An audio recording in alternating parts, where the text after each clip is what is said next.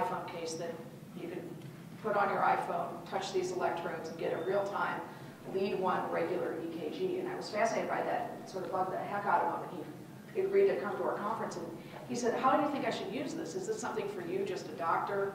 Is this something that we should have some kind of other commercial consumer play? And he said, well, let's, as you and I have discussed a lot in our conversations, what's the use case for some of this disruptive body-computer diagnostic technology? So at our annual body computing conference, we gave out these cases to 50 people who were there.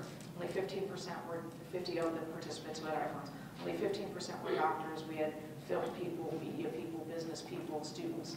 And just said, take this home, transmit whenever you want. Dr. Saxon's doing this under a clinical trial. I'll look at these every night, and we'll see what happens. Yeah, first of all, it's very sticky.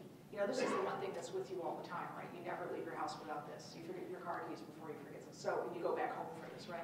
So everybody who was in the study used it, 4 to 6 times a week through the 8 weeks of the study. The other thing that was humbling for me as a cardiologist who just deals with arrhythmias is we detected some pretty significant abnormalities in people who thought they were healthy.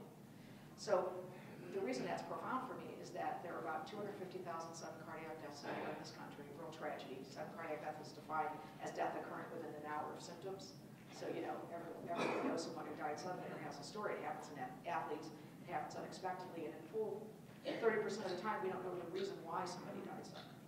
So, for instance, we detected a pretty malignant arrhythmia in a guy who was previously healthy.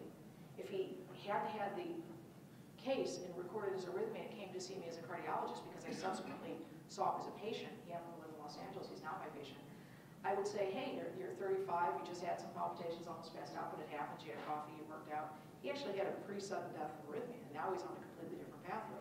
He would have just been another number, sudden cardiac death, don't know why he died. Maybe it's a genetic abnormality we've not yet identified. So that for me is pretty important.